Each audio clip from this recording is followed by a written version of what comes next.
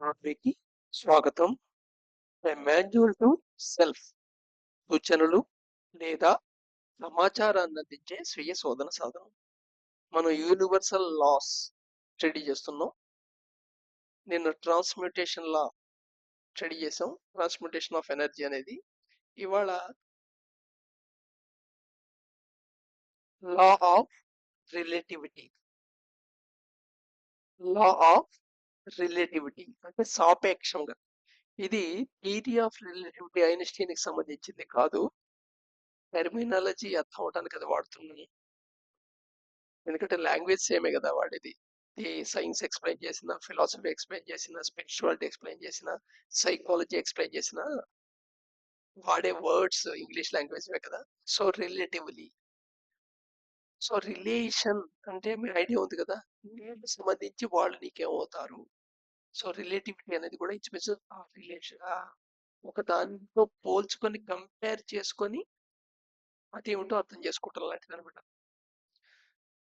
Nothing is good or bad by it self.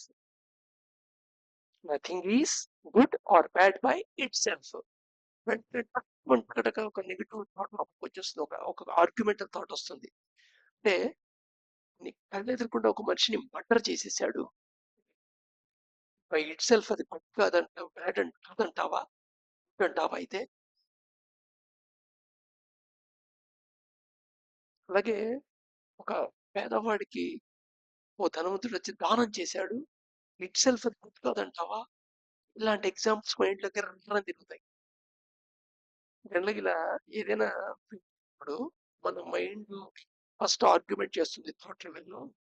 దాన్ని చూస్తుంటే అసలు అర్థం అవ్వాల్సిన విషయం అర్థం కాదు. ఎందుకంటే నువ్వు అర్థం చేసుకోవడానికి వాడేది ఏమిటి? అవేర్నెస్. ఈ అవేర్నెస్ ఎనర్జీ డిస్ట్రిబ్యూట్ అయిపోతుంది ఒక ఒక్కరు వింటున్న విషయానికి, నీ మైండ్ నీతో కమ్యూనికేట్ చేస్తున్న విషయానికి. ఇంకొని కొంచెం కూల్గా వినండి. సమన్యకు ఒక రిలేటివ్ ఫ్రేమ్ వర్క్ లో చెప్తున్నాను. ఒక సమాజంలో బ్యాడ్ అన్నది ఇంకో సమాజంలో గుడ్ అవ్వచ్చు. ఒక సమాజంలో బ్యాడ్ అన్నది ఇంకో సమాజంలో గుడ్ అవ్వచ్చు. దీనికి సోషియాలజీలో, ఆంథ్రోపాలజీలో కొన్ని కొన్ని వేల ఎగ్జాంపుల్స్ దొరుకుతాయి. సోల్జర్ తీసుకుందాం, చాలా సింపుల్ ఎగ్జాంపుల్. మన సోల్జరు ఇంకో దేశంతో దెబ్బలాడుతుంటే మనకి హీరోలు అడుగుతున్నాడు, ఎదురుకుండా సోల్జర్ వీళ్ళలాగా దేశాన్ని రక్షించుకోవటం అని పైకితో పెంచేసి దిబ్బని చంపేస్తే దేశం లోపల ఏదో దెబ్బలాట అయ్యి వీడితో పైకితో పేల్చేస్తే అది బ్యాడ్. సో అందుకోసమని బ్యాడ్ ఇట్ సెల్ఫ్ ఉండదు, ఒక ఫ్రేమ్ వర్క్ ఉంది కాబట్టి ఆ ఫ్రేమ్ వర్క్ లో అది గుడ్ బ్యాడ్ చెప్తాం. Depend on certain norms or society rules or by judicial law or society practices లేదా culture of the particular race or a country or a creed or a religion. So ఇలా ఒక framework లోనే good bad కనబడుతుంది, కానీ by itself good bad. Experiences are perceived relative to other experiences. అందుకని మనం ఏం చేస్తామంటే ఒక సాపేక్ష భావంలో ఒక ఎక్స్పీరియన్స్ ని ఇంకో ఎక్స్పీరియన్స్ తో పోల్చుకొని అది గుడ్ బ్యాడ్ డిసైడ్ చేస్తాం. ఎప్పుడైనా సరే అదర్ ఎక్స్పీరియన్స్ తో పోల్చుకుంటాం, లేదా కాన్సిక్వెన్స్ ఎక్స్పీరియన్స్ తో అయినా పోల్చుకుంటాం. కాన్సిక్వెన్స్ అంటే దాని రిజల్ట్ ఏమొచ్చింది అనే దాన్ని బట్టి. సో రిజల్ట్ బాగా వస్తే డెసిషన్ తీసుకున్నాం, రిజల్ట్ రాకపోతే బ్యాడ్ డెసిషన్ తీసుకుంటాం అంటారు. కానీ డెసిషన్ తీసుకుంటున్నప్పుడు అది good bad by it self నువ్వు చెప్పలేవు, రిలేటివ్ గా తర్వాత చెప్పగలవు. అలాగే ఎదుర్కొండేవాడు నువ్వు తీసుకున్న డెసిషన్ గుడ్ బ్యాడ్ చెప్పగలడు జడ్జిమెంట్ చేసి. ఇలాగా వాడి ఎక్స్పీరియన్స్ బట్టి. So experience or perceived relative to other experiences. So ఈ కంపారిజన్ నుంచి గుడ్ బ్యాడ్ అనే ఫ్రేమ్వర్క్, ఒక ఫ్రేమ్వర్క్ నుంచి గుడ్ బ్యాడ్ అవుతుంది. వాస్తవంగా గుడ్ బ్యాడ్ అనేది ప్రపంచంలో లేదు. ఇది ఒక రకంగా లింగ్విస్టిక్ సైకలాజికల్ కండిషనింగ్ అన్నమాట ఈ లేబులింగ్ చేయటం అనేది. ఈ లా ఆఫ్ రిలేటివిటీ క్లియర్ గా అర్థం చేసుకుంటే ముందు లేబులింగ్ తగ్గిపోతూ ఉంటుంది. లేదా నిన్ను జస్టిఫై చేసుకోవడం తగ్గిపోతూ ఉంటుంది. ఈ లేబులింగ్ జస్టిఫికేషన్ తగ్గించుకోవడం అనేది చాలా ఇంపార్టెంట్. అంతకుముందు వీడియోస్‌లో వచ్చింది. ఈ లేబులింగ్ జడ్జ్‌మెంట్ వల్ల నీ యొక్క న్యూరల్ నెట్వర్క్ న్యూరోప్లాస్టిసిటీ స్ట్రెంథెన్ అవుతుంది. అదే రకంగా ప్రవర్తించే రిపిటేషన్ పెరుగుతుంది. నెక్స్ట్ ఈ రిలేటివిటీ థింకింగ్ అనేది ఇవే accounts individual differences. Individual differences ఎందుకు ఉంటాయంటే మన ఇండివిజువల్ గా మెమరీ ఎక్స్పీరియన్సెస్ డిఫరెన్సెస్ కదా. ఇక్కడ గులాబీ పువ్వు పెట్టి 10 మంది మనుషులను ఉంచోబెట్టి వాళ్ళు ఎక్స్పీరియన్స్ అయినప్పుడు ఆ రోజ్ ఫ్లవర్ ని అందరూ ఒకే రకంగా ఎక్స్పీరియన్స్ అవ్వాలి. ఏమిటి గులాబీ పువ్వు అని ఫీల్ అవ్వచ్చు, ఒకడు అద్భుతంగా ఫీల్ అవ్వచ్చు, ఒకడు దాంట్లో భాగాల గురించి ఆలోచించవచ్చు, వాడు మొక్కకుంటే బాగుండేమో అనవసరంగా తుంపి పెట్టాడు ఎక్కడ కంపాషన్ గా ఫీల్ అవ్వచ్చు. సో ఎక్స్పీరియన్సెస్ డిఫరెంట్ ఉంటాయి. అందుకని ఇండివిజువల్ డిఫరెన్సెస్ కి అకౌంట్ చేస్తుందన్నమాట ఈ లా ఆఫ్ రిలేటివిటీ అనేది. ఈ ప్రపంచంలో ఏ ఇద్దరు రకంగా లేబులింగ్ జస్టిఫికేషన్ చేయలేరు. ఇక్కడ చాలా ఇంపార్టెంట్ పాయింట్ ఒకటి ఉంది. ఏమిటాయి అంటే స్ట్రక్చర్ ఆఫ్ యాక్సెప్టెన్స్ ఫామ్ చేసుకుంటారు. ప్రతి విషయంలో రకరకాల ఒక సిమిలర్ యాక్షన్ బట్ రకరకాల సిచ్యువేషన్లు. దాంట్లో స్ట్రక్చర్ ఆఫ్ యాక్సెప్టెన్స్ అనేది ఒక పాయింట్ పెట్టుకుంటారు. అది ఇండివిజువల్ ఎక్స్పీరియన్సెస్ పెట్టుకుంటారు. ఆ ఇండివిజువల్ ఎక్స్పీరియన్సెస్ కండిషన్స్ బట్టి ఆ పాయింట్ ఉంటుంది. ఆ పాయింట్ కి బిలో అయితే గుడ్లా ఫీల్ అవుతాడు, ఎబో అయితే బ్యాడ్గా ఫీల్ అవుతాడు. సపోజ్ అబద్ధం చెప్పుతాం, గుడ్డ బ్యాడ్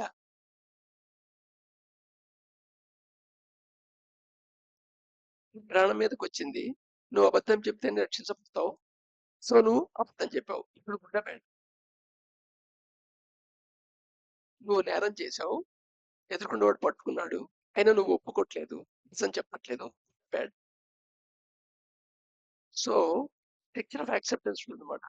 సో అర్థం చెప్పడం అనే యాక్టివిటీ ఇక్కడ ఓకే, ఇక్కడ ఓకే, ఇక్కడ ఓకే, ఇక్కడ ఓకే, ఇక్కడ నాట్ ఓకే, ఈ సిచ్యువేషన్ ఓకే, ఈ సిచ్యువేషన్ లో నాట్ ఓకే, ఇలా నాట్ ఓకే పాయింట్. సో ఈ లా ఆఫ్ రిలేటివిటీ అనేది highlights subjective perception. Subjective perception అంటే ఆబ్జెక్టివ్ పర్సెప్షన్ వేరు, సబ్జెక్టివ్ పర్సెప్షన్ వేరు. ఆబ్జెక్టివ్ పర్సెప్షన్ లో నువ్వు నీ పక్కవాడు ఒకే రకంగా చూస్తారు. సపోజ్ నేను రెడ్ చూపిస్తే ఇది రెడ్ కలర్ అంటాడు, నీ పక్కవాడు రెడ్ కలర్ అంటాడు. 10 మందికి చూస్తే 10 మంది రెడ్ కలర్ అంటాడు. ఆబ్జెక్టివ్ పర్సెప్షన్ అది లోపల ఉండే లెర్నింగ్ కండిషన్ బట్టే వస్తుంది. సబ్జెక్టివ్ పర్సెప్షన్ వేరు. ఆ రెడ్ ని చూడంగానే నీ థాట్ ప్రాసెస్ లో ఎక్స్పీరియన్స్ అయ్యి, ఇది డిఫరెంట్. దీని సబ్జెక్టివ్ పర్సెప్షన్ అంటారు. సో ఎనీవే ఎవరి ఎక్స్పీరియన్స్ ఒక ఇండెక్సింగ్ తో ట్యాగ్ అవుతుంది. ముందు వీడియో తెలుసుకున్నాం ఈ ఇండెక్స్, అది లైక్ డిస్లైక్. సో ఎప్పుడైతే లైక్ డిస్లైక్ ఉందో, ఇష్టం ఏర్పడుతుంటుందో, ఆ ఇష్టమైంది కావాలని కోరుకుంటుంటాం, ఇక్కడ వదిలించుకొని ట్రై చేస్తుంటాం. అటాచ్మెంట్ లోనే అటాచ్మెంట్ కూడా ఉంది. నాకు ఇష్టం లేనిది వద్దు అనుకోవడం అనేది ఒక రకమైన అటాచ్మెంట్, నాకు ఇష్టమైనది కావాలనుకోవడం అటాచ్మెంట్. ఆ అటాచ్మెంట్ కండిషనింగ్ నువ్వు జస్టిఫై చేసుకుంటూ, లేబులింగ్ చేసుకుంటూ, నీ యొక్క పర్సనాలిటీ క్యారెక్టర్ పార్ట్ కింద చేసుకుంటూ పోయావంటే as attachment become bondage. So ఈ అటాచ్మెంట్ బాండేజ్ అనేది మెమరీ అడ్రస్ చేస్తుంది. ఇది law of relativity related matter. అలాగే thinking about results while execution limits the action. ఇది చాలా చోట్ల రకరకాలుగా వినుంటాం. సో ఏదైనా ఒక పని చేస్తున్నప్పుడు ఆ పని యొక్క రిజల్ట్ ఏమొస్తుంది, ఫలితం ఏమొస్తుంది అనే దాని గురించి ఆలోచిస్తూ పని చేస్తుంటే నీ యొక్క కాంపిటెన్సీ తగ్గిపోతుంది. నీ యొక్క కాంపిటెన్సీ కాంపిటెన్సీ అంటే నువ్వు ఆల్రెడీ ఆ పని చేయగలిగే ఒక సామర్థ్యం డెవలప్ అయి ఉంటుంది న్యూ ఎక్స్పీరియన్సెస్ ద్వారా. అది పోతుంది, నీ కాంపిటెన్సీ పోతుంది. కాంపిటెన్స్ ఎప్పుడు పోయిందో నీ కెపాసిటీని ఫుల్ గా 100% దాని మీద నువ్వు వెచ్చించలేవు. ఫుల్ గా 100% వెచ్చించలేదు కాబట్టి ఎఫిషియెంట్ గా పనిచేయవు. సో ఈ ఎగ్జిక్యూషన్ ఆఫ్ యాక్షన్ ఉంటుంది, లిమిట్ చేయబడుతుంది. అనుకోని thinking about result while execution limits action. So action limit చేయబడుతుంది. దీనికి కూడా కారణం ఏంటయ్యా అంటే ఈ thinking about good bad by itself good bad అనేది ఒకటి నామ్ ఫ్రేమ్వర్క్ లో అయినా వస్తుంది, లేదా రిజల్ట్ బట్టి నువ్వు ఫ్రేమ్వర్క్ ఫామ్ చేసుకుంటావు.